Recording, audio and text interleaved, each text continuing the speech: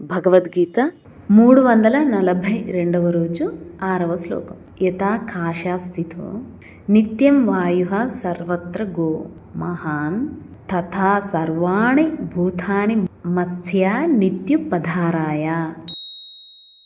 యథా ఆకాశస్థితః నిత్యం వాయుః సర్వత్ర గః మహాన్ తథా సర్వాణి భూతాని మత్స్యాని ఇతి ఉపధారాయ. సర్వత్ర గః సర్వ వ్యాప్యును, మహాన్ గొప్పదియును, వాయుః వాయువు, నిత్యం నిత్యము, యథ ఏ రీతిని, ఆకాశస్థితః ఆకాశము నందున్నదో, తథ ఆ రీతిని, సర్వాణి సమస్తములైన, భూతాని భూతములు, మత్స్యాని ఇతి నాయందున్నవని, ఉపధారాయ గ్రహించుము. ఆకాశము నుండి ఉత్పన్నమై సర్వత్రా సంచరించుచున్న విస్తృతమైన వాయువు సర్వదా ఆకాశమునందే స్థితమై ఉండును.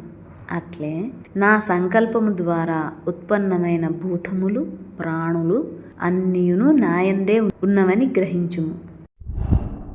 Just as the vast air, which originates from the sky and circulates everywhere, is always present in the sky, so understand that all beings, creatures that originate through my will are present in me.